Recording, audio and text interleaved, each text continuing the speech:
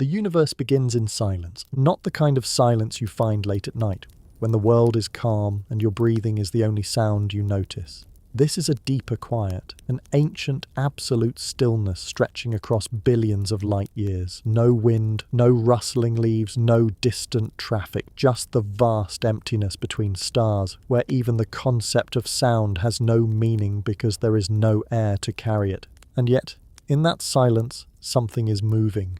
Imagine an endless ocean of space-time, smooth, dark, and perfectly flat. Then imagine a ripple forming on its surface. Not water, not light, not matter, but space-time itself, rising and falling, stretching and contracting in a rhythm older than every planet, every comet, every living thing. These ripples travel outward like the aftershock of a stone dropped into a still pond. But the stone, in this case, might be two massive stars spiralling toward each other with unimaginable force, or a pair of black holes twisting together until they collide and merge into something new. The universe is full of these collisions. Some happened billions of years ago, long before our species walked upright. And their echoes, these faint gravitational waves, are still moving across the cosmos right now, passing through galaxies, drifting through interstellar dust, sweeping across the Milky Way, and continuing their journey all the way to Earth. They pass through you, through me, through everything. Trillions of them every second. We don't feel them. We don't hear them. But they are there. Tiny distortions, so impossibly small that they stretch your body by less than the width of a proton and then return it to normal. If the universe truly has music, this is its most subtle melody. You can picture it. An ancient collision on the far side of the universe sends out a ripple, and that ripple crosses 1 billion light years to reach us today. Think about that distance for a second. 1 billion light years. If you could travel at the speed of light, the absolute cosmic speed limit, you would have to journey for 1 billion years just to cover that expanse of space. You would see entire galaxies floating past like drifting lanterns. You would watch stars being born and dying in distant nebulae. Civilizations could rise and vanish along the way, and yet the ripple arrives on Earth at the exact moment you're listening to this, right now. A disturbance born before humans existed is brushing across you gently, like a whisper passing through the fabric of your clothes. It doesn't stop for mountains, or planets, or suns. It doesn't slow down. It just keeps moving, steady, precise, unstoppable, carrying with it the memory of a cosmic event so violent that even after 1 billion years, the universe hasn't completely forgotten it. For most of human history, we had no idea this was happening. We lived under the stars without realizing they were vibrating the universe itself. Our ancestors listened for meaning in thunder, wind, rainfall, sounds made by air, by pressure, by movement. But the universe's deepest sounds were silent to us, completely inaccessible, beyond the reach of ears, drums, flutes, telescopes, mathematics, until just recently. It's strange, isn't it, to talk about hearing something that makes no sound, and yet we do hear them now, not with our ears, but with spinning mirrors and quiet lasers stretched across long tunnels in the deserts of Earth. These instruments don't capture air vibrations. They capture space-time vibrations, the stretching and squeezing of reality itself. And when we translate those signals into audible frequencies, the universe reveals something astonishing. It sings, not like birds or violins or choirs. The music of gravitational waves is raw, minimalistic, almost alien, a rising chirp that lasts just a fraction of a second, a soft whoop that climbs higher and higher until it vanishes. It sounds like something between a sonar ping and the cry of an electronic creature. And yet behind that simple sound lies the story of stars, the mass of dozens of suns colliding in the darkness. When those chirps were played for the first time, scientists cried, because we weren't just seeing the universe anymore. We were hearing it. There's something poetic about that. Humans have always tried to make sense of the cosmos with metaphors, calling galaxies islands, gravity a curvature, space-time a fabric, black holes bottomless pits. But gravitational waves force us to understand the universe in a way that's both scientific and deeply emotional, as a place full of motion and music, where events long gone still have something to say. And maybe that's why these waves feel almost spiritual. They're reminders that even in silence, the universe is alive. As you imagine these ripples travelling through the cosmos, slowly passing through you this very moment, let yourself picture the staggering scale of all this. Collisions so vast, they reshape the surrounding universe, waves spreading outward for billions of years, and a small blue planet where a few humans finally developed the right instruments to notice. Before we drift deeper into how these waves actually work, how space-time can carry a rhythm, and how scientists learn to detect these impossible whispers, if you enjoy exploring the quiet wonders of the cosmos like this, consider subscribing and leaving a comment with where you're listening from and what time it is there. It helps this channel grow and it keeps these journeys alive. Now take a breath, settle into the quiet, and imagine the universe around you, not silent anymore, but full of distant reverberations, soft cosmic notes travelling across eternity. Because somewhere out there, a pair of massive stars might be merging right now, sending out ripples that won't reach Earth for another billion years. And someday, far in the future, someone else might sit by a fireplace, listening to the universe sing through a detector we haven't even built yet. The cosmos is still vibrating, and we've just begun to hear its music.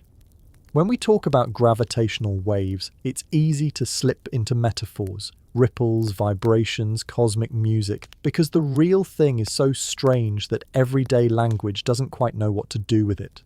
But beneath the poetry lies something wonderfully precise, something Einstein predicted back in 1916, long before anyone had the technology to prove him right.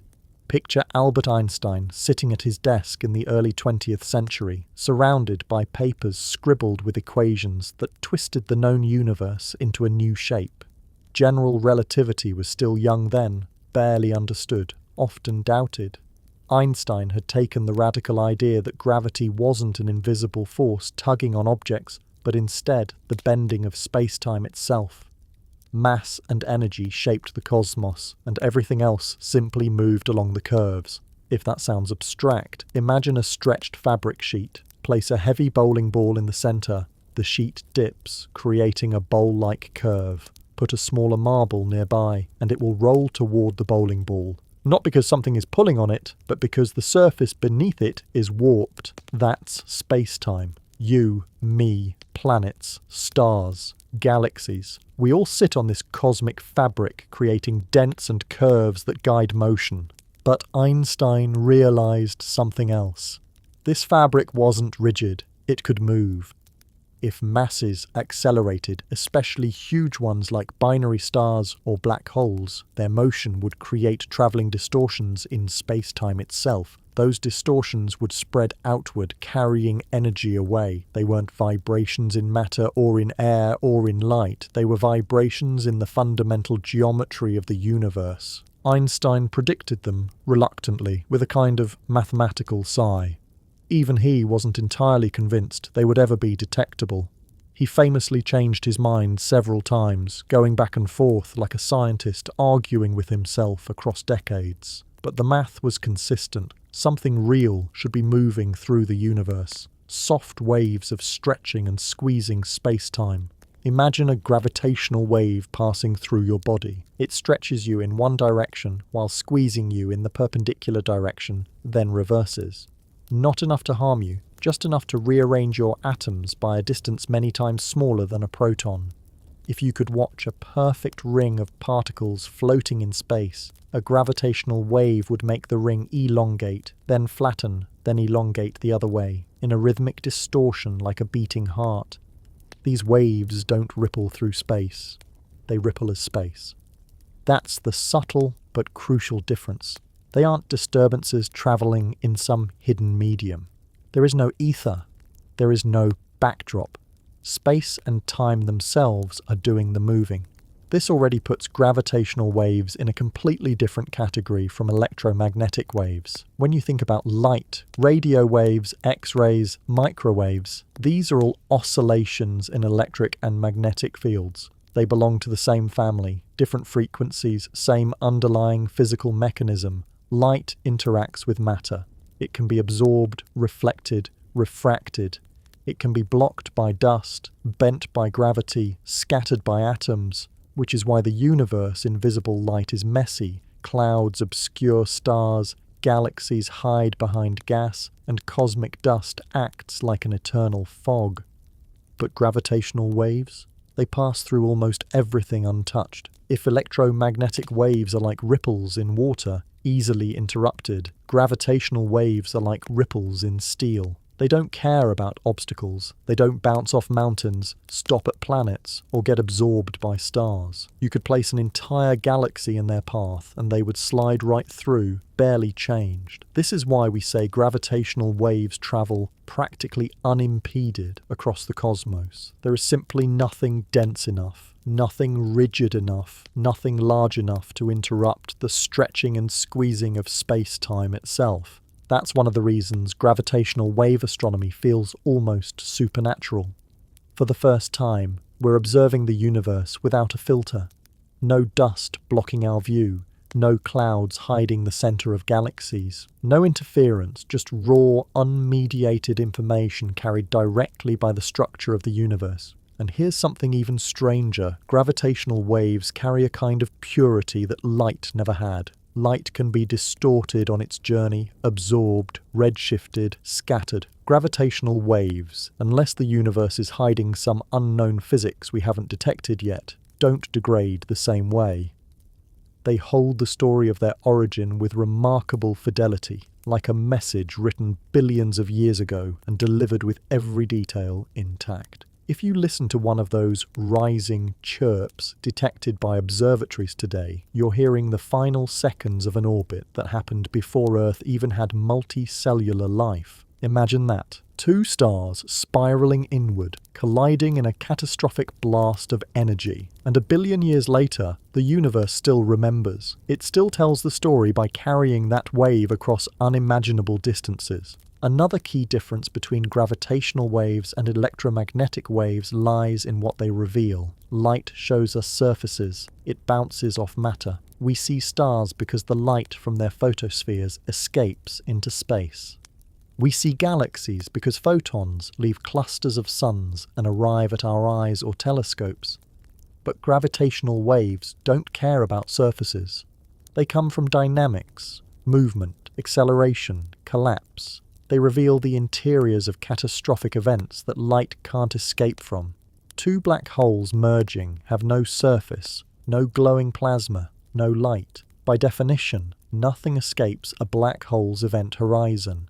But gravitational waves do. They carry the imprint of the motion happening just outside that horizon. We are literally hearing the shapes of black holes, listening to their last seconds, recording their final spirals and the moment they collide. It's like having a stethoscope pressed against the universe. What's so extraordinary is that Einstein predicted this long before we could test it. In 1916, lasers didn't exist. Computers didn't exist. Interferometers, the instruments we use to measure gravitational waves, were little more than thought experiments. And yet, with pen and paper, Einstein mapped the curvature of space-time so precisely that a century later, his equations still describe what we detect. There's something poetic about that too. A man scribbling equations in the middle of wartime Europe predicted the shape of the universe's hidden music. Music we wouldn't actually hear until 2015. He couldn't have known we would build detectors sensitive enough to measure distortions 1,000 times smaller than a proton. He couldn't have known humanity would eventually craft lasers quieter than the quantum noise of light. And yet he left us a blueprint. All of this leads to one simple truth. Gravitational waves are the universe telling its story, not through light or heat or particles, but through the movement of space-time itself. They are clean, uninterrupted, direct messages written into the structure of reality. And now that we can detect them, we are finally learning to listen.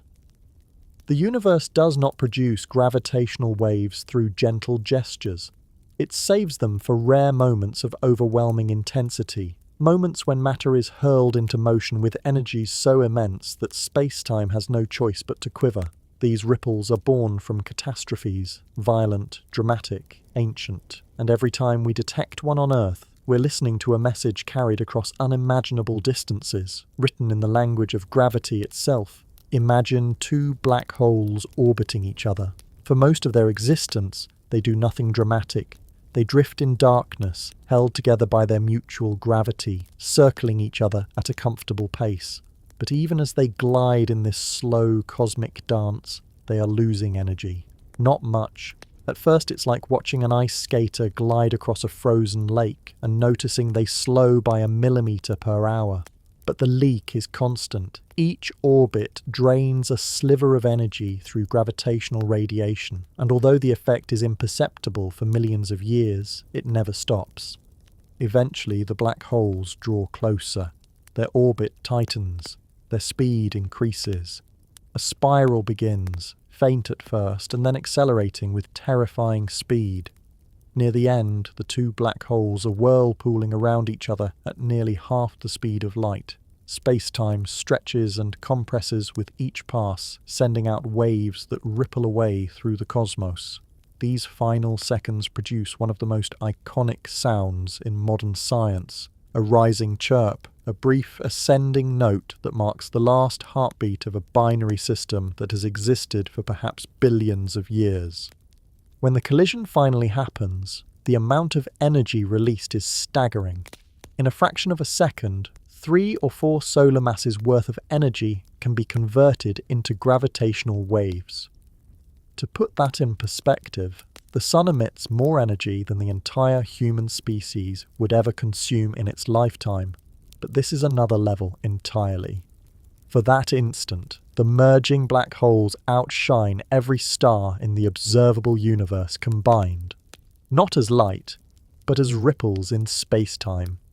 The strange thing is that after all that drama, by the time those waves reach Earth, they stretch your body by less than the width of a proton. Catastrophic violence reduced to a tiny whisper. That whisper carries information about the masses of the black holes, their spins, the shape of their orbits, and even the properties of the newborn black hole left behind. Because after the merger, the new black hole rings like a struck bell, gradually settling into its final form through a set of vibrations called quasinormal modes. These are the fading notes of the universe calming itself after an unimaginably intense collision. But not all gravitational wave sources are so clean, so symmetrical, so elegantly simple. Some are chaotic, messy, and creative in a way black hole mergers can never be. Think of two neutron stars orbiting each other.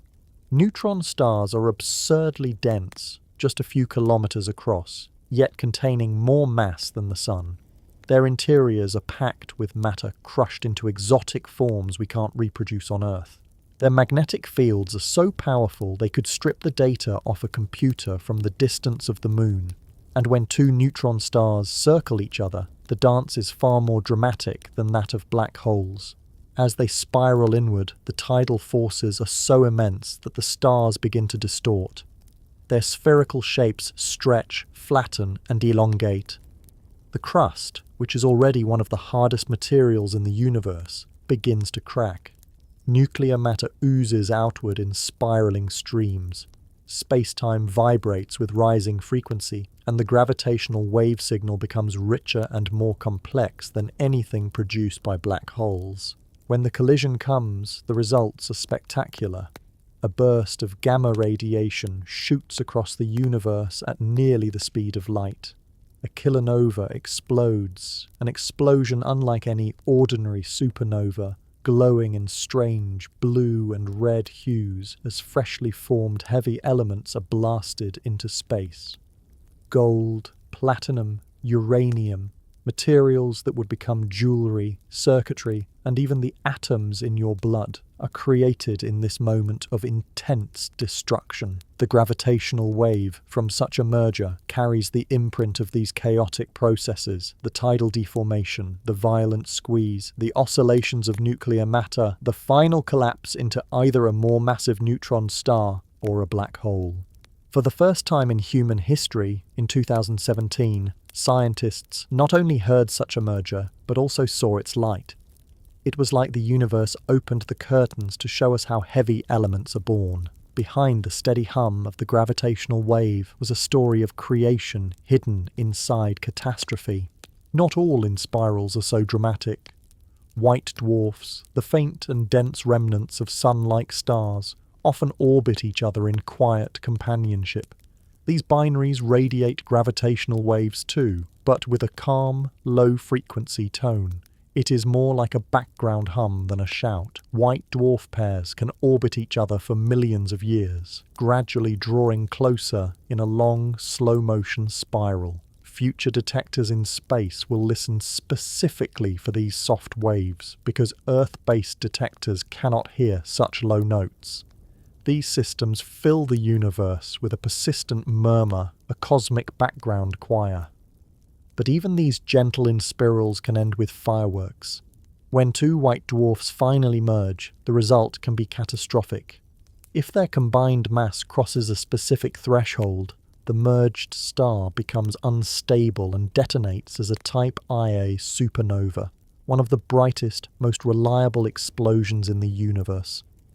These supernovae are used as standard candles to measure the expansion of the cosmos, yet behind each one lies the quiet, gravitational wave whisper of a white dwarf pair spiraling together over eons. Some gravitational wave sources, however, play out in environments so extreme that even black hole mergers seem almost civilized in comparison. Deep in the hearts of galaxies, including our own, supermassive black holes lurk.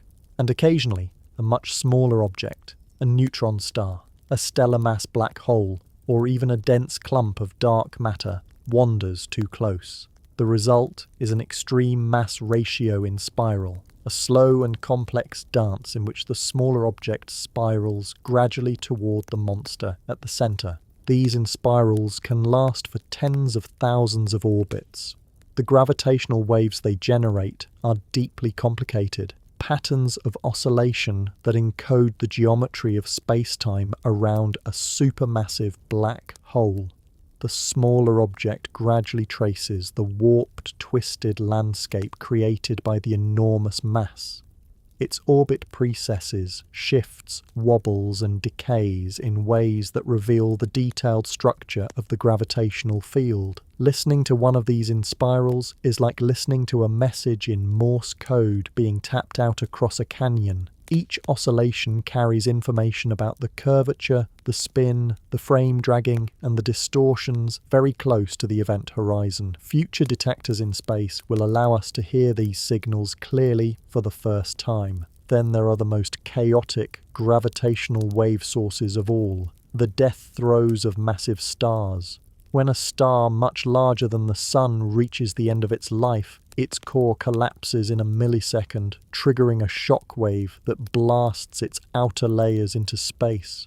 This is a core collapse supernova, one of the most violent events in the universe.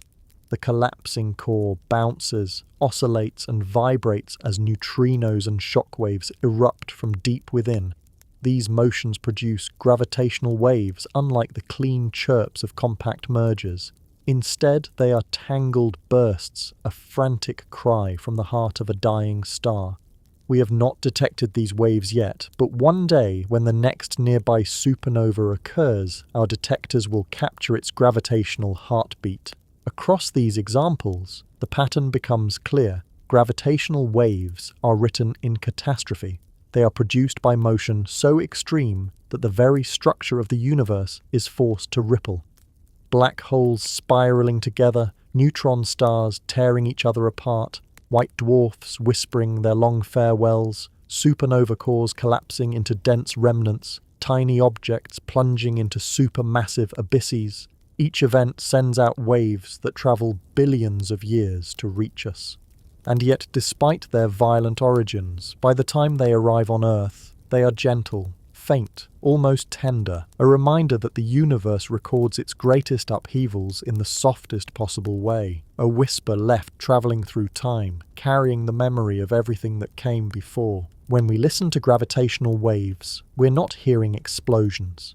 We're hearing echoes. Echoes of events long finished, echoes of collisions that shaped galaxies, echoes of stars that died before the first humans looked at the sky. Every signal is a time capsule of cosmic violence, softened by distance, transformed into something serene enough to lull you into sleep as you learn about it. This is the music of the universe, a symphony written in destruction, performed across billions of years, arriving now as a quiet vibration in the fabric of everything around you. It's strange to think about sound in a universe that is almost entirely silent. Sound, as we normally understand it, needs air or water or some medium to vibrate. Without air, there is nothing to push, nothing to compress, nothing to carry a wave to your eardrum. Space, being almost perfectly empty, is the quietest place imaginable. And yet, we speak about hearing gravitational waves as though the universe is full of hidden melodies waiting to be revealed. What makes this possible is the fact that gravitational waves already have something in common with sound. They are oscillations, not oscillations of air or matter, but oscillations of space-time itself. When a gravitational wave moves past, it stretches space in one direction and squeezes it in another, then reverses the pattern, then does it again, over and over, with a specific rhythm. That rhythm has a frequency, and frequency is the language our ears understand better than anything else. If you could shrink yourself down to the size of an atom, preferably a durable one, and place yourself inside the arm of a gravitational wave detector, you would feel the world gently stretching and relaxing around you. Not enough to pull you apart, but enough to remind you that the universe is never perfectly still. You'd feel it as a sort of pulse, a vibration that repeats dozens or hundreds of times per second. It would have a tempo, and that tempo can be transformed into something your ears can hear. The process is deceptively simple. The detector measures length changes over time. Those changes, recorded as an oscillating signal, can be sped up or slowed down or amplified into an audible frequency range. You're not listening to the sound of black holes colliding. You're listening to the pattern of space-time distortion they created, mapped onto the frequencies your ears understand. It's like watching a seismograph and converting the squiggly line into a piano note. And once you hear it, something clicks. Something feels strangely emotional, because the first thing you notice is how alive the signal sounds. A gravitational wave chirp is not a machine hum. It is not random noise. It rises, it accelerates, it changes its shape. It is the sound of two massive bodies spiraling faster and faster as they lose energy and fall inward. The pitch increases as the frequency of the wave rises, and then, suddenly, there is silence. That brief rise in pitch is the chirp. It lasts only a fraction of a second. It's almost comically short when you consider that the event it represents took place over billions of years. All the slow spiraling, all the gentle gravitational radiation, all the tens of thousands of orbits that came before vanish into the silence of space. Only the final moments remain, the final handful of orbits when the stars or black holes are so close that their orbital period fits neatly within the frequency range of human hearing. Black hole mergers produce clean chirps because the systems are simple. Two masses orbiting each other in vacuum. No messy plasma, no uneven surfaces, no shockwaves. It's just pure geometry doing what geometry does when mass accelerates. The gravitational wave signal is almost mathematical in its clarity, like a perfect sine wave rising in pitch. Neutron star mergers produce something different. Their signals don't end as abruptly. As the two stars spiral inward, tidal forces stretch them, tear at them, distort them. Their crusts crack. Their internal matter sloshes. The gravitational wave pattern becomes complicated. It contains hints of wobbles, shifts, and irregular oscillations, interference patterns caused by the stars deforming each other in real time. When these signals are converted into sound, you hear complex warbles instead of a clean chirp. They sound almost alive, almost vocal, as if the universe were singing with a trembling voice. White dwarf inspirals produce something different again. A slow, deep humming that lasts far longer than the sharp signals of compact mergers. These are signals with frequencies far below the range of human hearing, closer to the tempo of ocean waves than musical notes. To hear them, you would need to shift their frequency upward by many factors. Even then, they sound like a soft rumble rather than a distinct tone. They remind you that the universe has a bass line, a slow, steady rhythm behind all the violent collisions. But perhaps the strangest gravitational wave signals of all are the ones we haven't heard yet. Extreme mass ratio inspirals, for instance. Small objects orbiting supermassive black holes produce signals with thousands of overlapping cycles. These waves are so intricate they resemble musical compositions with dozens of simultaneous notes. When converted to sound, they do not chirp, they swoop and bend. They contain frequencies that drift slowly upward and downward over years. They speak a more complex language, one that will require a new kind of listening, a kind of slow patience humans are not used to applying to astrophysical events. When scientists first heard the chirp of a binary black hole merger in 2015, the reaction was surprisingly emotional. Many people expected a sterile signal, something robotic, monotone, mechanical. Instead, they heard something that rose in pitch, like a living creature calling out, like water droplets sliding across glass, like a bird taking flight. It was the universe expressing motion through vibration, a sound produced by distortion, by acceleration, by the very shape of space-time being squeezed and stretched. There is a peculiar eeriness to hearing something so ancient and so distant. The waves may have travelled for more than 1 billion years. They pass through galaxies, nebulae, star-forming regions, clouds of interstellar dust, and the vast empty spaces in between. They were unchanged by all of it. Nothing slowed them, nothing scattered them. They arrived at Earth carrying the final heartbeat of an event long gone. The last moment before two massive bodies became one. Human hearing, in comparison, is extremely limited. Our ears detect frequencies roughly between 20 Hz and 20,000 Hz. Gravitational wave detectors, on the other hand, are most sensitive to signals between 30 Hz and a few hundred Hz, but the universe produces gravitational waves across a far wider range. Some waves oscillate thousands of times per second, others oscillate once per hour. Some take years to complete a single cycle. Our ears could never hear them without translation, compression, or frequency shifting. The detectors also face a challenge that human ears do not. They must distinguish gravitational waves from noise. Earth vibrates constantly. The ground trembles with ocean waves, passing trucks, distant earthquakes, and even the movement of trees in the wind. Thermal motion inside atoms creates noise. Quantum fluctuations in the lasers themselves create noise. The entire world is shaking, buzzing, humming all the time. And yet, against that noisy background, the detectors are able to isolate the faintest ripple from across the universe. Once extracted, that ripple can be played through a speaker, and that moment, when the signal is transformed into sound, is when the strangeness of gravitational waves becomes real. It is one thing to see a graph, it is another to hear a collision.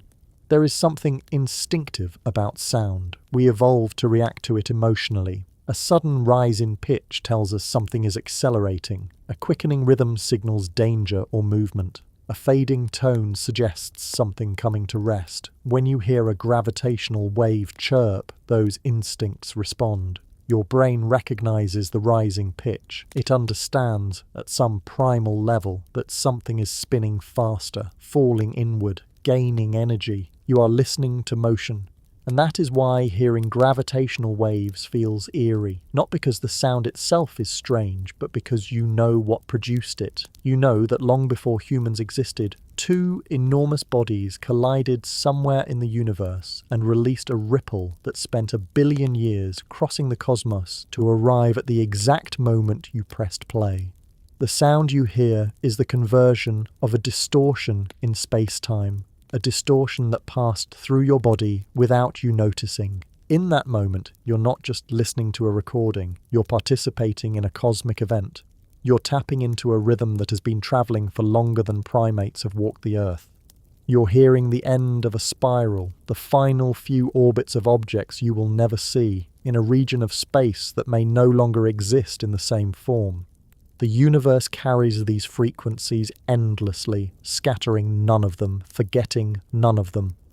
Every ripple continues outward forever unless something intercepts it. Most will drift through the universe long after the Milky Way has merged with Andromeda. Long after humans are gone. Long after stars have dimmed. Gravitational waves are almost eternal messages, each one a reminder that motion and collapse and collision are woven into the structure of existence. And when we convert those ripples into sound, we're not just analysing data, we're listening to the heartbeat of the universe, a rhythm older than memory, a vibration that tells us the cosmos is always moving, always changing, always singing quietly through the very fabric of space-time. Long before the first gravitational wave chirped through a detector in 2015, scientists spent decades chasing whispers that never arrived. The road to detection wasn't smooth, elegant, or inevitable. It was messy, lonely, full of false alarms, strange machines, and people who gave much of their lives to something the scientific community wasn't even sure existed. For a long time, the search for gravitational waves resembled an old detective story, one where almost every clue was wrong, every witness unreliable, and every investigator considered slightly mad for believing the case was solvable. The first of these detectives was a man named Joseph Weber. In the early 1960s, when gravitational waves still lived mostly in the margins of theory, Weber built something extraordinary. Giant aluminum cylinders, each weighing about a ton, designed to vibrate if a gravitational wave passed through them. These were called Weber bars, and in their simplicity they were almost poetic, a massive tuning fork for the universe. If a gravitational wave stretched and squeezed the bar, it would set off a tiny vibration, something the attached sensors could detect. It was an elegant idea. But elegant ideas don't always survive contact with the real universe. Weber's bars were sensitive, but perhaps not sensitive enough. They were also vulnerable to everything the Earth does constantly. Cars driving by, wind blowing, trucks idling down the road, thermal fluctuations in the metal, even the movement of people in the building. Weber did everything he could, isolated them, cooled them, shielded them, but the noise drowned out the faint signal he was trying to detect. And yet, Weber claimed success. In the late 1960s and early 1970s, he announced that his bars had recorded gravitational waves. The physics world erupted with excitement for a moment. Other labs rushed to replicate his results. They built their own bars, sometimes bigger, sometimes more precisely engineered. They copied his designs and improved on them, but no one could reproduce his detections. His signals vanished like ghosts. It wasn't that Weber fabricated anything, it's that he genuinely believed he had succeeded. In retrospect, the noise he saw was just noise, random fluctuations that looked meaningful only because he was desperate for them to be. The scientific community turned against him. Colleagues who had once admired his ambition began treating him like an eccentric. Funding dried up. Weber's reputation faded, but his contribution didn't. He was the first person brave or stubborn enough to try listening for gravitational waves with real hardware. He set the stage. He made it acceptable to think about detecting the impossible. Others continued where Weber left off. Through the 1970s and 1980s, resonant mass detectors evolved into increasingly sophisticated versions of the same idea. Cylinders made of metal were cooled to near absolute zero to reduce noise.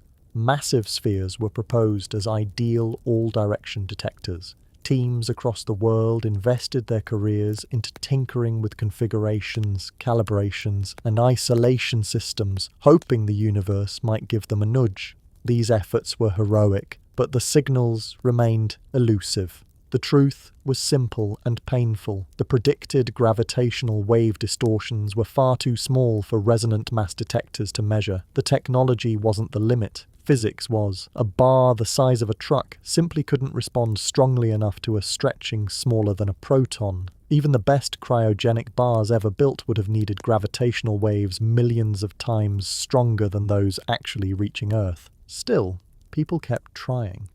It was a strange era in physics, filled with dogged persistence and equally strong skepticism.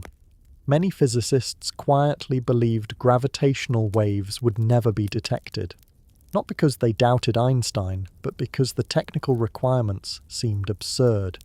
You would need to measure a change in length so tiny it made atomic dimensions look enormous.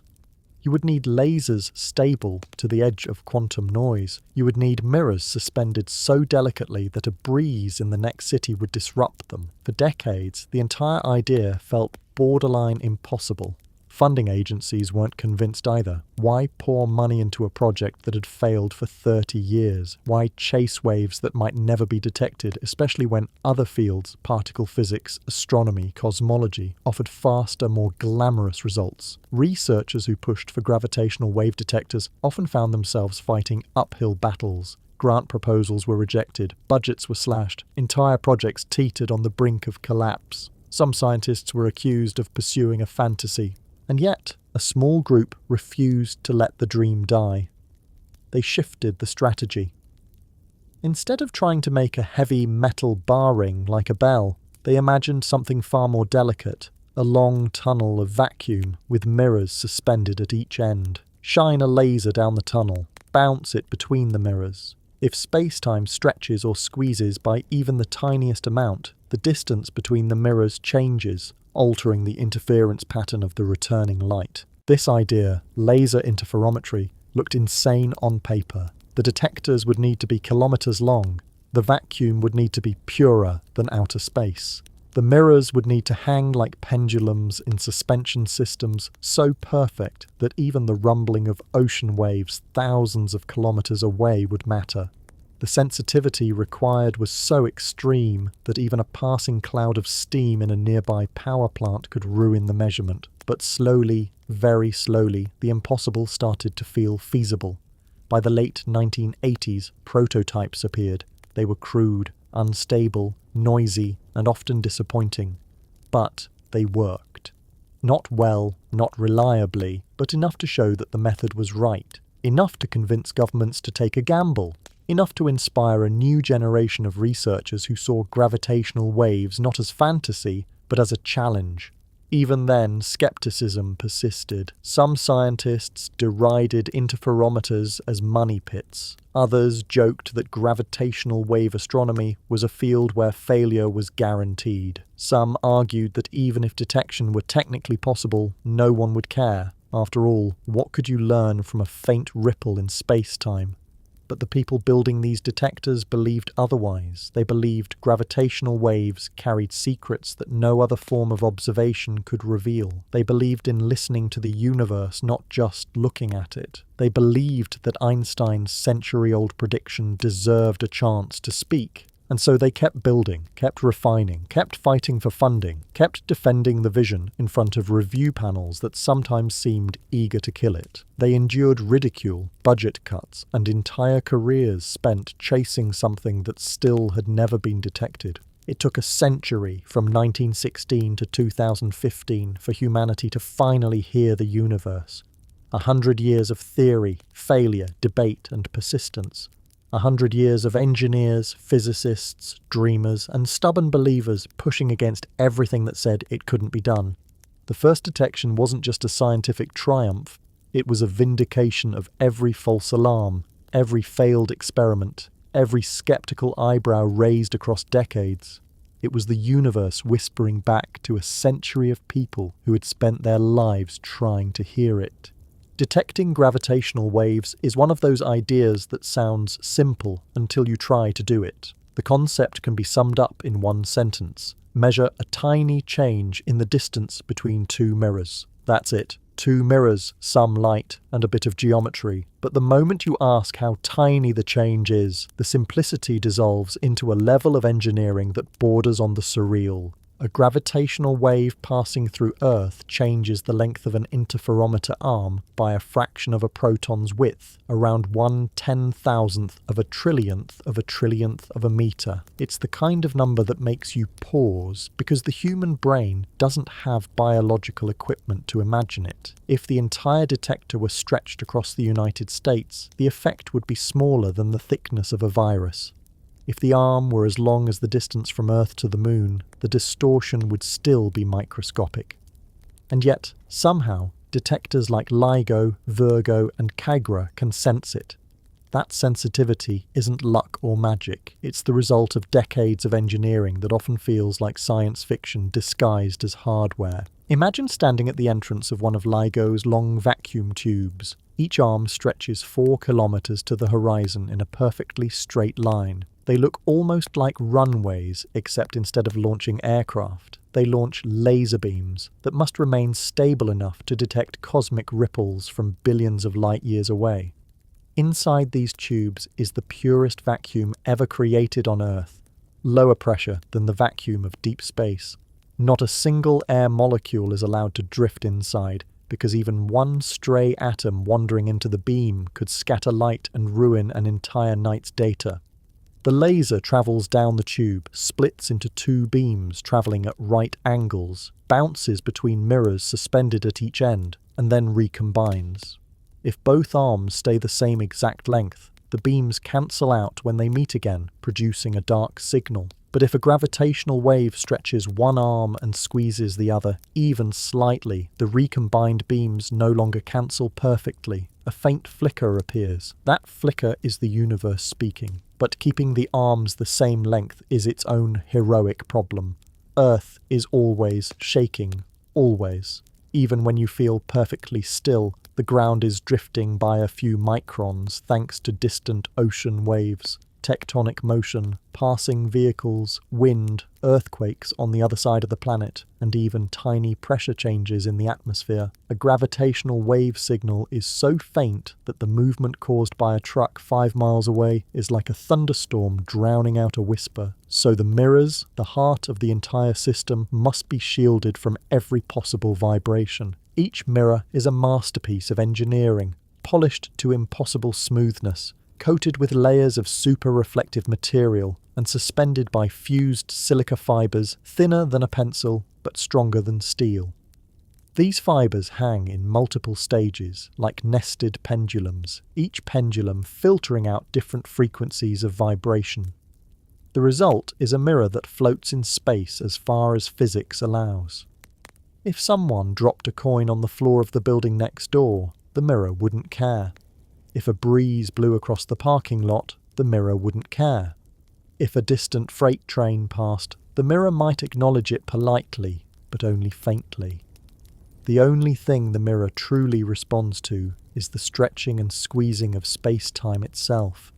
To make things even stranger, the lasers are stabilized to a degree that seems absurd. The light must be coherent, a perfect wave, perfectly timed, so that the tiniest change in phase becomes noticeable. The laser powers are so high, and the stability so crucial, that the detectors monitor everything from temperature drift to quantum fluctuations in the photons. Yes, even light has a quantum jitter, a tiny trembling caused by the uncertainty principle. That jitter is large enough to drown out gravitational waves, so the detectors have developed techniques to squeeze the quantum noise, reducing uncertainty in one parameter while letting it grow in another. much like squeezing one side of a balloon. This is quantum engineering on a scale Einstein would have called unthinkable. And all of this, lasers, mirrors, vacuum tubes, would be useless without seismic isolation systems that are practically feats of gymnastics. The detector must not feel earthquakes. It must not feel trucks. It must not feel the rumbling of ocean waves or the expansion of metal in sunlight. To accomplish this, the entire mirror assembly sits on a platform that senses ground motion and actively cancels it in real time. If the ground moves one way, the platform moves the other, keeping the mirror suspended in a bubble of stillness. You could walk right next to the apparatus, jump up and down, or clap your hands, and the mirrors wouldn't twitch. This combination of vacuum, suspension, lasers, and seismic isolation forms a machine so sensitive that it could detect a change in distance equal to the width of a human hair, but scaled up to the distance between the Earth and Alpha Centauri. But LIGO is not alone. Across the world, other detectors listen with their own extraordinary ears. Virgo in Italy stretches 3 kilometers across the Tuscan countryside. Its vacuum system is one of the largest in Europe. It uses a similar interferometer design, but with refinements unique to its geography and climate. Virgo's multi-stage suspension system is even more elaborate, designed to isolate the mirrors from the gentle sway of the European landscape.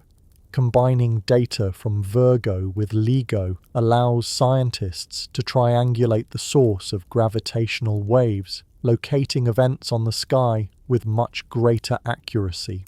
One detector can tell you that a wave arrived, 2 detectors can tell you roughly where it came from, 3 detectors can tell you almost exactly. And then there is Kagra, deep underground in the mountains of Japan. It was built beneath the Earth's surface to shield it from seismic noise, temperature fluctuations, and human activity. Kagra also uses cryogenic mirrors. Massive sapphire optics cooled to just a few degrees above absolute zero.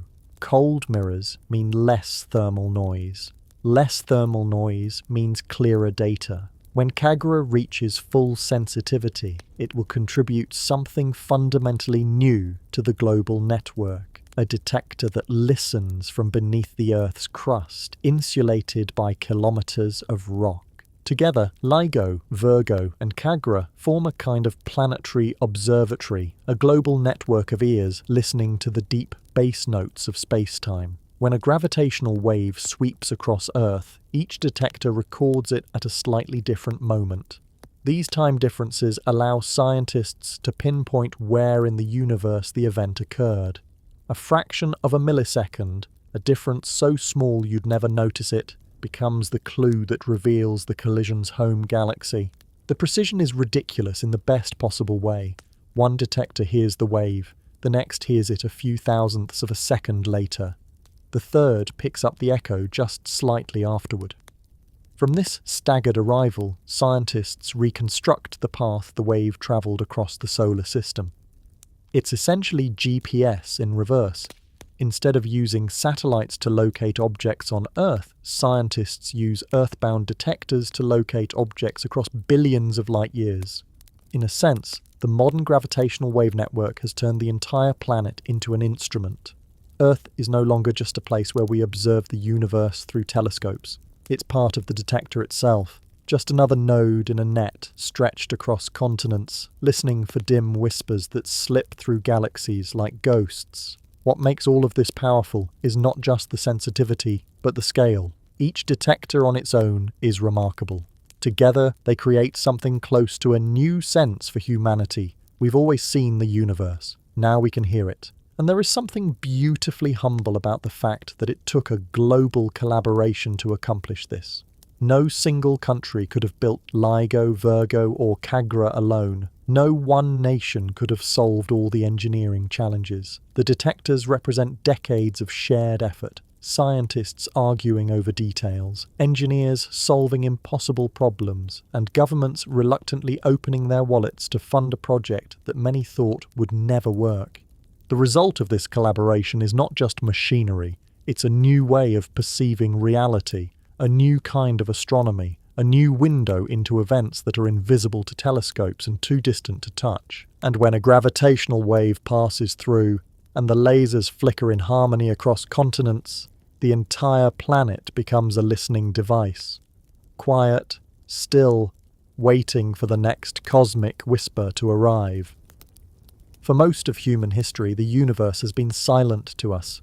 We watched it, mapped it, studied its light, but we never truly heard anything from it. Then, on a quiet morning in September 2015, something extraordinary happened. A tiny flicker appeared in the data of two detectors in the United States, one in Louisiana, one in Washington. A ripple that had travelled for 1.3 billion years had finally brushed past Earth, leaving behind a signal so faint it stretched the detector arms by a tiny fraction of a proton. But that flicker was unmistakable. It was the final heartbeat of two black holes, each around 30 times the mass of the Sun, spiralling together and merging into one. It was the first time humanity had ever detected a gravitational wave, and it came from a pair of objects that by definition give off no light. Two invisible titans colliding in the deep vacuum of the universe, releasing energy in pure space-time distortion.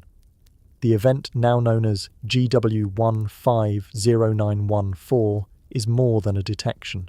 It's the moment we gained a new sense, the moment astronomy expanded beyond sight into something deeper. To understand why that moment was so monumental, imagine the scene as it unfolded in the universe itself. More than 1 billion years ago, in a distant galaxy we'll never see, two massive stars had already lived their lives, exhausted their nuclear fuel, exploded as supernovas and collapsed into black holes. These black holes found themselves caught in mutual orbit, slowly spiraling around each other like two dark planets bound in a deadly dance. Their orbit tightened over millions of years. Each loop drained a tiny bit of energy as gravitational radiation. If you could have watched them from a safe distance, not that such a place exists, you would have seen them accelerating, orbiting faster and closer, their event horizons twisting the surrounding space-time. In the final seconds, things happened unbelievably quickly. The holes circled each other dozens of times per second, each orbit firing off a pulse of gravitational waves. The frequency of these waves rose rapidly as they spiraled inward. The crescendo built a cosmic rumbling that grew in tempo, like a rising musical note reaching its peak. And then, in a fraction of a second, the two black holes collided. The larger one swallowed the smaller, forming a single black hole with a mass slightly less than the sum of the two. The missing mass, about 3 suns worth, had been converted instantly into gravitational wave energy. Nothing else we know of converts mass into energy so efficiently, so violently, or so cleanly. This final moment produced the signal we call the chirp. It lasted just a split second. If you convert it into audio, it's a soft blip that rises in pitch and cuts off suddenly, almost like a digital droplet of sound. But beneath that tiny chirp is 1 billion years of history. It is the last few orbits of two black holes about to merge. The rising pitch is their final acceleration. The abrupt end is the moment they became one. When the signal reached Earth on September 14, 2015, it hit the detectors in Louisiana and Washington almost simultaneously, arriving just 7 milliseconds apart. That difference was enough to triangulate its direction. The detectors were already in their advanced configuration after years of upgrades. They were operating quietly in a test mode, not expecting anything significant yet. And then, almost casually, the universe dropped a masterpiece into their instruments. What makes GW150914 astonishing is not just what it was, but how precisely we measured it. The gravitational wave distorted LIGO's arms by about 1/10,000th of a proton diameter. To detect something that small, the lasers had to be stable beyond human intuition, the mirrors perfectly suspended, the vacuum almost absolute. The measurement pushed every boundary of engineering, optics, and quantum noise control. Some scientists later joked that humanity could detect a whisper from across the universe before it could reliably predict tomorrow's weather. But the precision was real. The waveform matched Einstein's equations so perfectly that it was as if general relativity were reading over our shoulder and nodding in approval. Every part of the signal, the rise in frequency, the amplitude, the ringdown after the merger, matched predictions of black hole mergers to extraordinary accuracy. GW150914 was a stress test for general relativity, and the theory passed effortlessly. When the announcement was made to the world in February 2016, the effect was electric. It wasn't just scientists who were excited, it was everyone. The news spread through headlines, schools, late-night shows, documentaries, and social media. The chirp was played on speakers everywhere. Classrooms, radio broadcasts, physics conferences, YouTube videos. Humanity heard, for the first time, the sound of space-time moving, the sound of a collision that took place before multicellular life even existed on Earth. The sound of two black holes finishing their dance in a galaxy far beyond our reach. It is hard to overstate the cultural impact of that moment. For decades, gravitational waves had been something half mythical, predicted but unseen, debated but elusive, the subject of grant proposal arguments and hallway skepticism. The detection changed that instantly. Overnight, gravitational wave astronomy became a real field. A science with data, with signals, with events to catalogue and study. Cosmology expanded, astrophysics expanded, even philosophy expanded as thinkers began contemplating what it means to hear the universe. The public reaction was equally profound. People who had never cared about physics suddenly became fascinated by black holes merging. Children listened to the chirp and asked what it meant.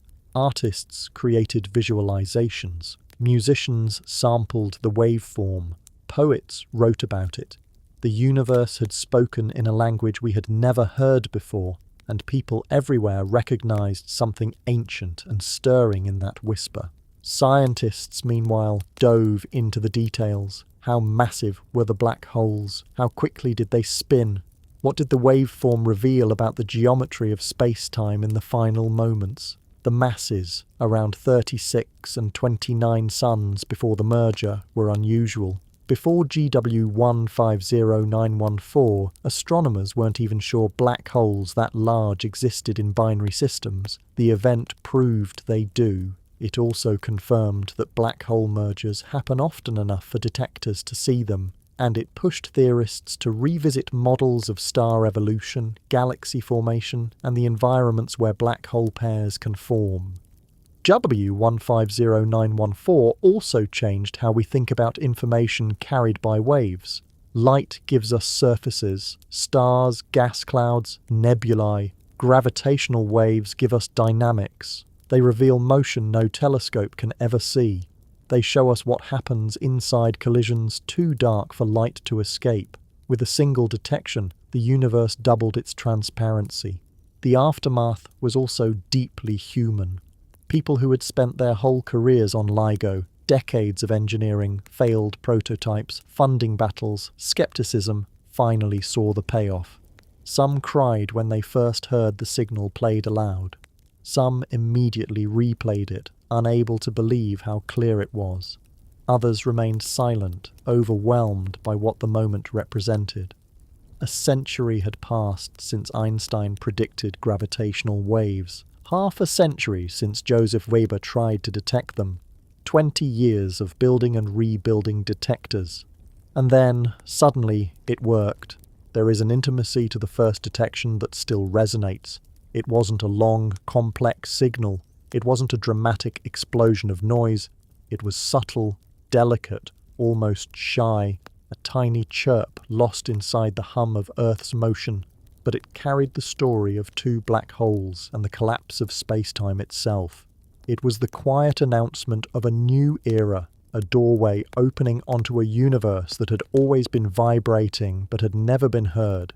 And since that day, more detections have arrived. Tens, then dozens, then entire catalogues of black hole mergers and neutron-star collisions. But GW150914 remains the first. The moment the universe tapped our shoulder and said, "Finally, listen." For a long time, gravitational waves felt like messages delivered in absolute solitude. They arrived without light, without colour, without any companion signal that a traditional telescope could capture. Black hole mergers were perfect examples of this kind of cosmic quiet. They produce no glow, no flash, no radiation to illuminate the darkness. They simply collide, ripple space-time, and vanish. Listening was enough. But in August 2017, something changed. For the first time in history, the universe didn't just whisper through a gravitational wave. It spoke in multiple forms at once, through space-time, through gamma rays, through visible light, through X-rays, through radio signals. It was the moment astronomy transformed forever, the moment we stopped just hearing the universe and began both hearing and seeing it. The event was named GW 170817, and it began not with a dramatic explosion, but with a faint rising gravitational wave signal picked up by the global network of detectors, LIGO, Virgo, and the newly joined Kagra collaboration. The signal travelled through Earth on August 17, 2017, lasting over 100 seconds, far longer than the brief chirps of black hole mergers. It was different, softer, more textured. It had complexity that black hole waves didn't possess. Scientists watching the data recognized it immediately. This was the signature of two neutron stars spiraling together.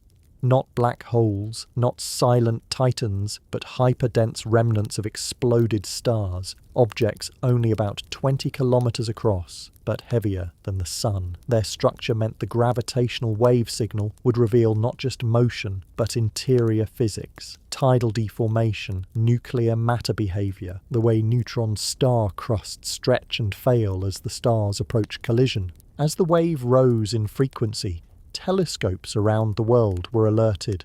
For the first time, astronomers had advance notice that something was about to happen, something that would light up the universe. And then, exactly 1.7 seconds after the gravitational wave signal went silent, a short burst of gamma rays arrived. This tiny delay told the entire story. The collision had produced a jet of ultra-relativistic matter, but it took a moment for the newly formed debris to clear a path through the surrounding dense environment. Once free, the jet shot out like a cosmic lightning bolt, triggering detectors on satellites orbiting Earth. This was the first time in human history that a gravitational wave and a gamma-ray burst had been detected from the same event. The implication was staggering. Short gamma-ray bursts, mysterious flashes lasting less than 2 seconds, were produced by colliding neutron stars. It was a confirmation decades in the making. The theories were right. The universe had just validated them. Meanwhile, astronomers on the ground scrambled.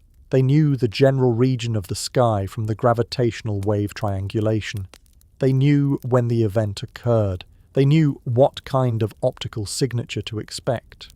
Within hours, telescopes turned toward a galaxy known as NGC 4993, around 130 million light-years away. And there it was, a faint, bluish point of light slowly brightening against the backdrop of an aging elliptical galaxy. It wasn't a supernova. It wasn't a variable star. It wasn't anything astronomers had ever seen before. It was a kilonova. A kilonova is a type of explosion unlike any other. When neutron stars collide, the immense tidal forces rip neutron-rich matter from their surfaces. That material decompresses, allowing neutrons to combine with atomic nuclei in rapid succession. This process, known as R-process nucleosynthesis, forges heavy elements, ones too massive to be produced in the cores of stars. Gold, platinum, iridium, thorium, uranium. These are born in the seconds after neutron stars merge, rising out of the violence like embers thrown from a fire. The kilonova produced by GW 170817 glowed blue at first. This indicated the presence of lighter R-process elements, ones that don't absorb as much optical light. Over the next days, the colour shifted to red as heavier and more opaque elements formed. This colour evolution, blue to red, matched theoretical predictions with uncanny precision. The kilonova light curve traced the production of heavy elements in real time, giving humanity its first direct glimpse of the cosmic forge that creates the gold in our jewellery, the platinum in our electronics, and the uranium deep in Earth's crust. When you look at your ring, or your watch, or even your dental fillings, the atoms inside were likely created in events exactly like this one. Neutron stars spiralling inward, tearing themselves apart, and ejecting freshly made heavy elements into space.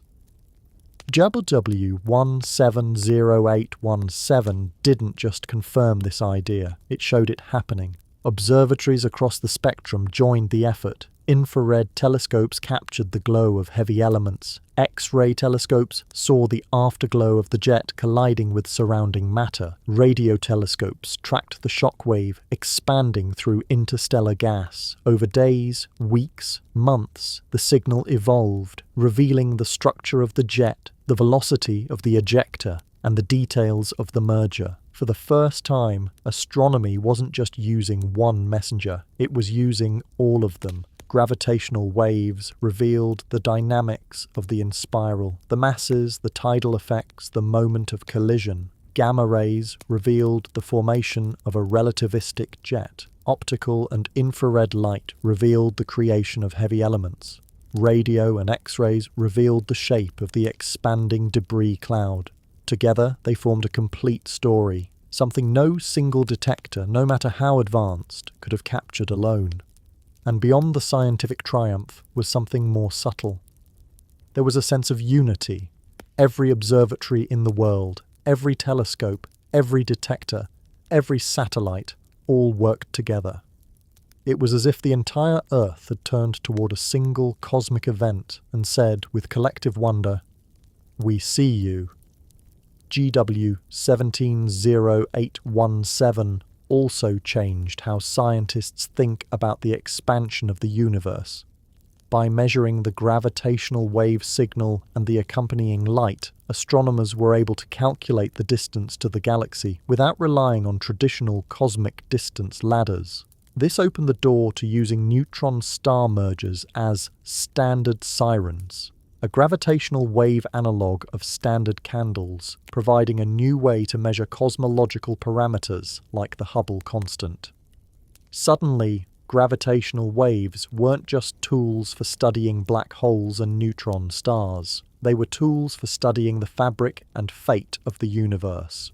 The cultural impact of GW170817 was quieter than the thunderous debut of GW150914, but in many ways it ran deeper.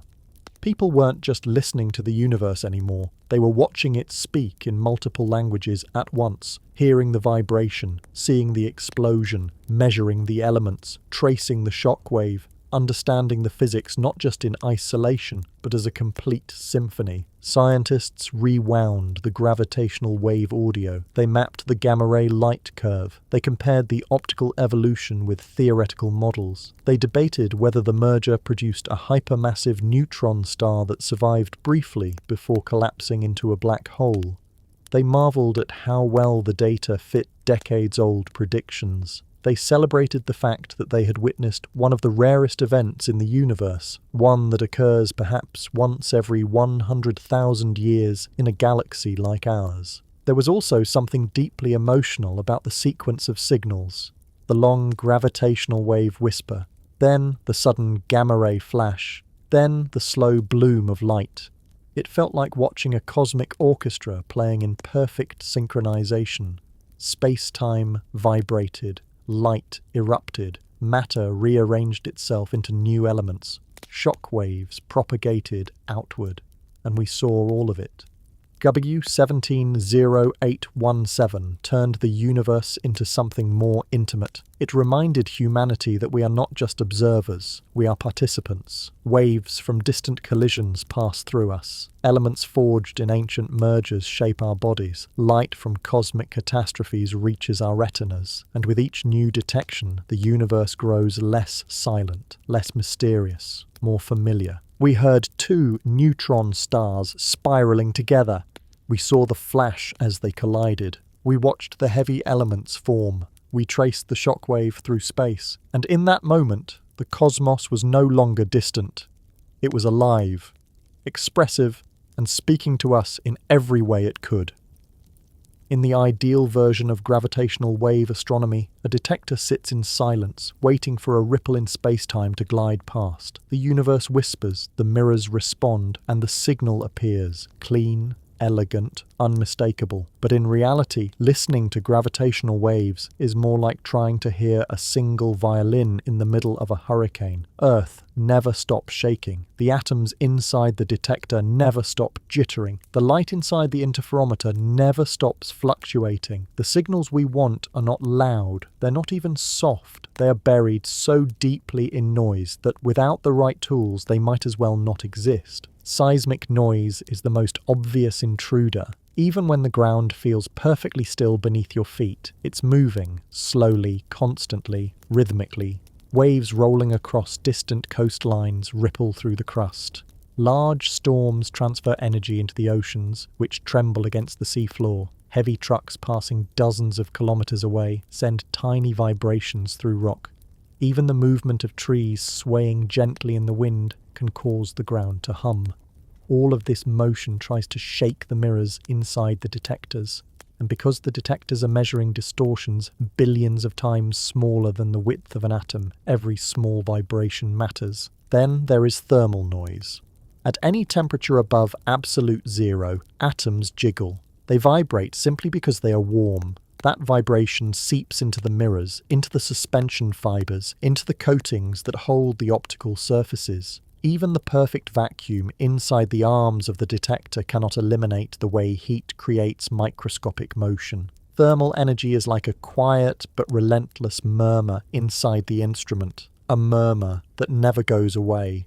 And still, another enemy hides inside the laser itself. Photon shot noise is a consequence of quantum mechanics. Light does not arrive in a smooth, continuous stream, but in individual photons, each arriving at slightly unpredictable intervals. Even if the laser is perfectly stable, the quantum nature of light creates random fluctuations in brightness and phase. That randomness is enough to obscure the faintest gravitational wave signals. You are trying to detect a distortion in spacetime, and quantum mechanics is in the corner waving its hands, adding static, so the detectors push back. They cool materials, they suspend mirrors on exquisite pendulums, they bury some detectors underground. They use feedback systems that actively cancel ground motion. They shape the quantum noise of light using squeezed states. They refine mirror coatings to reduce thermal jitter. They design seismic isolation stacks that look like something between a fine Swiss watch and an alien machine. Every improvement is a battle against a universe that refuses to sit still. But even with all those defenses, the raw data remains a swamp of noise.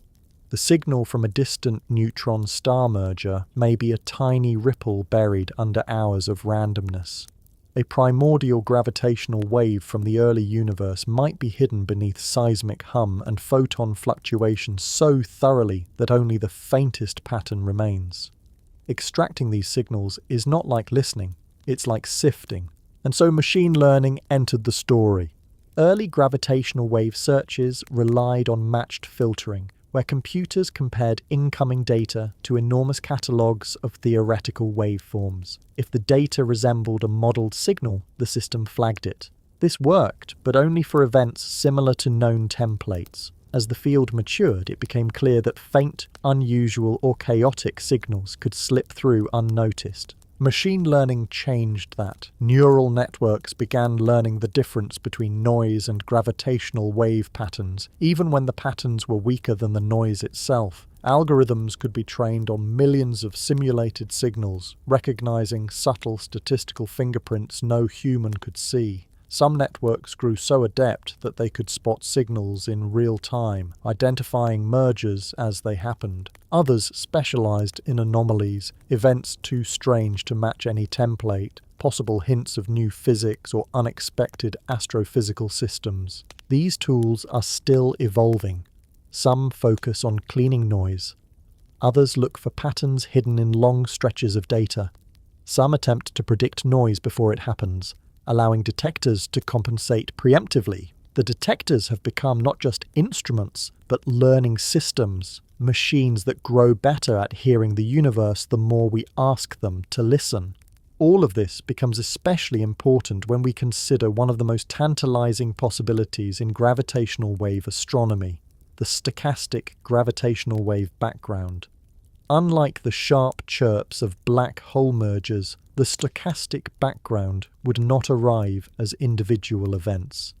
It would be a faint hiss, an overall hum made from the combined gravitational waves of countless collisions throughout cosmic history. Every merging black hole, every inspiraling neutron star, every wobbling object in the universe contributes to this cosmic background. It is the gravitational equivalent of the static you hear on an old radio tuned between stations. If we detect that background, we could learn how often black holes merge. We could measure the population of neutron stars across the universe. We could glimpse the sum of everything too faint to see individually. It would be like hearing the orchestra of cosmic history playing all at once. But there may be something older hiding underneath that hum, something far more profound.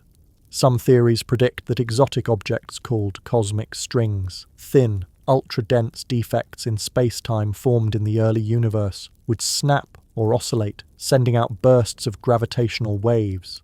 These would be faint, sharp signals unlike anything astrophysical. Others predict that the Big Bang itself produced primordial gravitational waves during a rapid expansion phase known as inflation.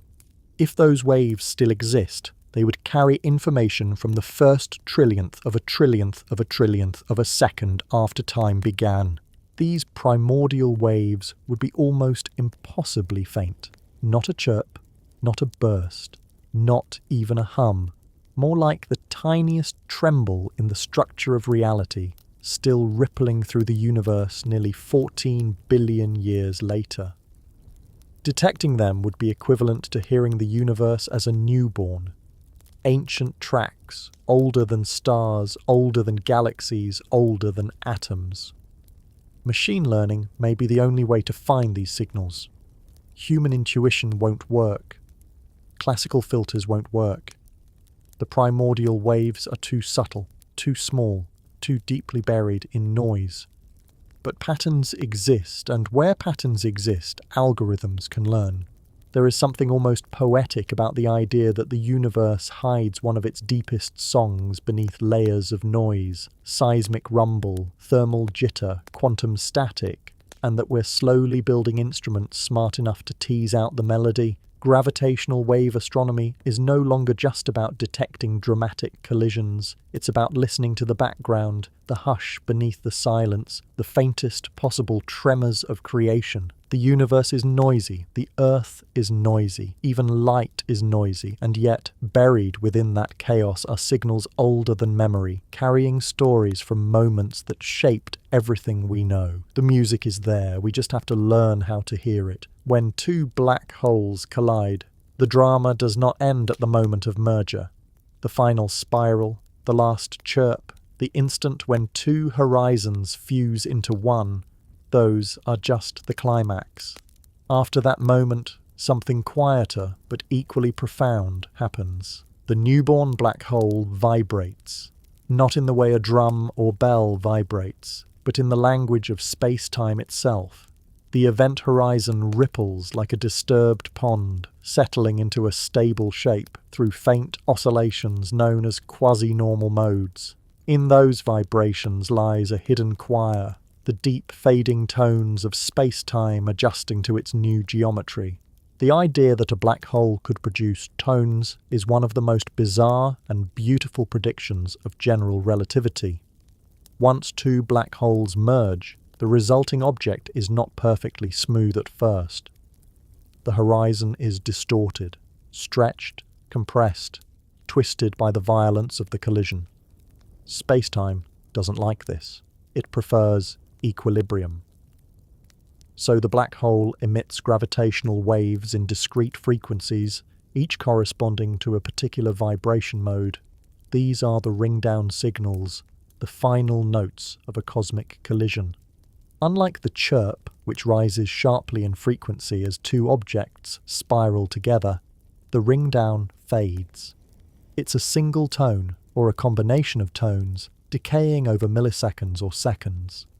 If the inspiral is a crescendo, the ringdown is the long, soft exhale afterward. And just as the sound of a bell reveals the bell's size, shape, and material, the ringdown reveals the properties of the black hole, its mass, its spin, and even the geometry of its horizon. It works because black holes are incredibly simple in their final state. According to the no-hair theorem, a stable black hole is entirely described by just three quantities: mass, spin, and charge. Astrophysical black holes likely have almost no charge, so mass and spin dominate. The quasi-normal modes depend on these quantities, measure the tones, and you measure the black hole. This is why physicists sometimes compare ringdown to spectroscopy. It's like listening to a sound and knowing everything about the object that made it.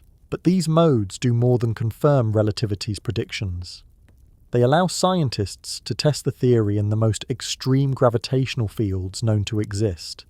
If the ringdown frequencies deviate from what general relativity predicts, it could mean something exotic is happening, perhaps new physics, new particles, or even new types of compact objects masquerading as black holes. Once detectors become sensitive enough, individual modes can be separated, like isolating the low hum of a cello from the higher vibrations of a violin. With multiple modes measured simultaneously, physicists can perform black hole spectroscopy, a direct test of the geometry of the event horizon. If even one frequency is wrong, the entire theory would need to be reconsidered. But so far, every ringdown observed matches relativity with stunning precision. Most ringdown events captured so far come from black holes a few dozen times the mass of the Sun. But the real dream, the ultimate gravitational wave performance, will come from supermassive black holes, millions or billions of solar masses merging in distant galaxies. These mergers happen on scales so enormous that their ringdown frequencies fall within the range that future space-based detectors like LISA will be able to hear. Imagine the ringdown of a black hole 100 million times the Sun's mass. The tones would be slow, deep, resonant, oscillations stretching over minutes or hours instead of milliseconds. The fabric of space-time would pulse in enormous, lazy arcs like a giant settling into its chair after standing for eons. Detecting such signals would let us probe the heart of galaxies, where supermassive black holes grow, collide, and shape their environments. It would reveal how galaxies merge and evolve, and it would test relativity in a regime far beyond anything Earth-based detectors can reach. Some theorists have suggested that ringdown signals might also reveal something even stranger: echoes. These would be faint, repeated gravitational wave pulses appearing after the main ringdown. If detected, they could hint at new forms of matter, exotic compact objects that mimic black holes but lack a true event horizon. Without a perfect horizon, space-time might reflect waves internally, producing delayed bursts. These echoes would be tiny, subtle, easy to confuse with noise. But if one day an echo is confirmed, it could mark the beginning of quantum gravity research through gravitational waves, a field currently trapped in mathematical abstraction. Even more exotic possibilities arise from modifications of general relativity. Some alternative theories of gravity predict slightly different quasi-normal mode frequencies. Others suggest additional vibrational patterns not present in standard black holes. If any deviation is ever observed, it will not be a small discovery. It will be a seismic shift in physics, revealing what happens when gravity becomes quantum, when space-time granulates, when the universe behaves differently from Einstein's smooth geometry. But even without exotic physics, the ringdown is powerful. It is the purest gravitational wave signal, the simplest to model, the most revealing of a black hole's nature. The timing, the amplitude, the decay rate. Each parameter fits into Einstein's equations with remarkable elegance. The fact that detectors on Earth can measure this at all is astonishing. It means we are listening to the final settling of an object formed from the death of stars, an object whose gravity is so intense that time itself distorts around it. What makes this even more compelling is how universal it is. A bell's tone depends on how the bell was made, its imperfections, its impurities, its thickness, its cracks. But a black hole's tone depends only on mass and spin. It doesn't matter how the black hole formed. It doesn't matter what collided, what exploded, what fell in. The ringdown erases history. The newborn black hole is a perfect object, singing a perfect gravitational note. In that sense, the ringdown is the universe's closing statement after a violent event, a final fading confirmation that two objects have become one. A signature left in space-time, travelling for billions of years, arriving softly at Earth as a few cycles of vibration that pass through you, without you noticing. As detectors improve and new ones launch, we will hear more of these tones. We will hear larger black holes, more complicated mergers, perhaps even the rumbling voices of supermassive black hole collisions shaping galaxies. And with each ringdown captured, we will refine our understanding of space-time, not through light, but through vibration. The universe is full of collisions. It is full of drama. But after every cosmic catastrophe, there is a moment of calm, a single tone fading into silence. And in that tone lies the shape of the event horizon itself, the quiet signature of gravity's most mysterious object, a black hole's final whisper. The detectors we have today are astonishing machines, quiet tunnels filled with light, listening for ripples in space-time so faint they barely exist. And yet, as sensitive as they are, they only capture a narrow slice of the gravitational wave spectrum. They hear the quick, sharp chirps of stellar mass black holes and neutron stars. They hear the final seconds of compact mergers. But the universe hums in many octaves, most of which remain inaudible. To hear them, we need new instruments, bigger, quieter, stranger, more ambitious than anything built so far. In the near future, the centre of gravity in gravitational wave astronomy will shift outward into orbit. The Laser Interferometer Space Antenna, LISA, is the first major step toward truly opening the low-frequency universe. While detectors like LIGO and Virgo stretch a few kilometers on Earth, LISA will stretch across space itself. 3 spacecraft will trail Earth in orbit, forming an equilateral triangle with sides 2.5 million kilometers long. In place of tunnels, there will be laser links fired across empty space. In place of suspended mirrors, floating test masses shielded from every disturbance except gravity itself. Because space is so quiet compared to Earth. No seismic rumble, no wind, no thermal expansion, no traffic. The distances between the spacecraft can be measured with astronomical precision. LISA will not hear the sharp chirps detected on Earth. Instead, it will listen to slow, deep notes, the long inspirals of supermassive black holes, binary systems of white dwarfs quietly humming for years, and extreme mass ratio inspirals slowly spiraling around the giants at galactic centers. These signals are too low in frequency for ground-based detectors. Earth shakes too much. Only the silence of space can reveal them. A supermassive black hole merger, millions or billions of times the mass of the Sun, produces gravitational waves that unfold not in seconds, but in hours or days. LISA will track them from their earliest stages, watching 2 enormous tides of gravity dance toward collision.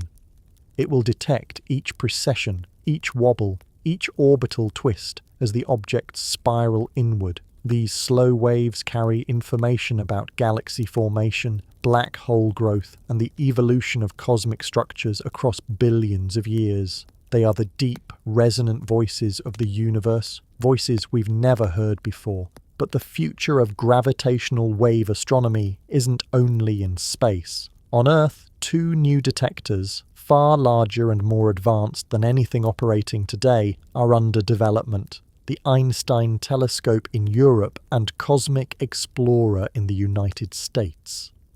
The Einstein telescope will be built underground in a triangular configuration with 10-kilometer arms carved beneath the Earth's surface. Going underground shields the detector from seismic noise, temperature changes, and human activity. Its design includes both low and high-frequency interferometers operating simultaneously, allowing it to capture everything from slow inspirals to millisecond bursts with unprecedented sensitivity. It will detect black hole mergers across most of the observable universe and may catch signals that today's detectors are far too deaf to hear. Cosmic Explorer takes a different approach. It stretches out, aiming for 40-kilometer arms across remote landscapes.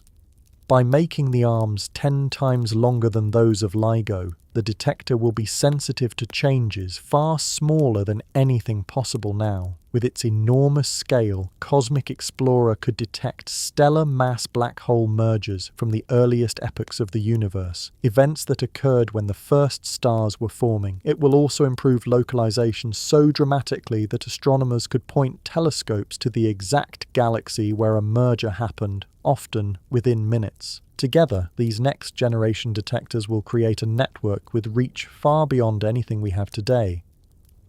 Distances that now seem unthinkable, tens of billions of light-years, may become routine. Signals too faint to extract from noise will become clear, and with multiple detectors operating at once, triangulation will become razor-sharp. The universe will no longer whisper, it will speak in full clarity.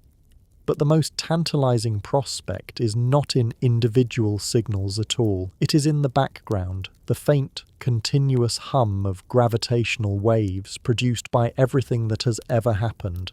Today's detectors are close to hearing this background, but not quite sensitive enough. Future detectors may finally detect it directly. The stochastic gravitational wave background is a mixture of countless faint signals overlapping. Tiny black hole mergers too far away to distinguish, inspiralling binaries too quiet to isolate, and other events so old and distant their individual signatures have merged into a cosmic murmur. Listening to this background is like listening to the sound of an entire forest rather than a single tree. Within it lies information about star formation, galaxy mergers, the growth of black hole populations, and the overall rhythm of the universe across billions of years. But even that is only the first layer. Beneath the astrophysical hum may lie something older. Primordial gravitational waves created in the first fractions of a second after the Big Bang. These waves, if they exist, would be fingerprints of inflation, the rapid expansion that shaped the early universe. They would carry information from a time before atoms, before light, before matter took form. Detecting them would allow us to look back not just to the beginning of stars or galaxies, but to the beginning of time itself. The energy scale of these primordial waves is enormous. Yet the waves have been stretched by cosmic expansion into frequencies so low, only space-based detectors, or even larger future concepts, could ever hope to detect them. LISA may provide the first hints. The Einstein telescope and Cosmic Explorer might confirm the shape of the background, and concepts even more ambitious, space interferometers with arm lengths measured in tens of millions of kilometers, or pulsar timing arrays stretched across the galaxy, could one day give us the sensitivity needed to detect the earliest vibrations of the cosmos. This is the direction gravitational wave astronomy is heading, toward longer arms, quieter environments, colder mirrors, more sensitive lasers, smarter algorithms, and a deeper understanding of noise. Each step brings us closer to hearing the universe, not just during moments of violence, but during moments of creation. The detectors on Earth today opened the door. The detectors of the next decades will open the sky. And the detectors beyond that, floating in space, spread across millions of kilometers, may open the past. revealing the faint hum that has been ringing through space-time since the first instant the universe began to expand. There is something quietly astonishing about the idea that humans have learned to turn the fabric of space-time into music. Not metaphorical music, not poetic exaggeration, but actual vibration patterns, oscillations that can be played through speakers, rising and falling in pitch, carrying the voices of events that happened unimaginably far away. We have taken the universe's geometry and made it audible. We have turned gravity into sound. It forces a strange and beautiful question. What does it mean for the cosmos to speak? Because in a way, that's what gravitational waves are. They're not light scattering off surfaces or particles rushing through space. They're distortions of reality itself, passing through stars, planets, atmospheres, oceans, and bodies, carrying the memory of something that no longer exists.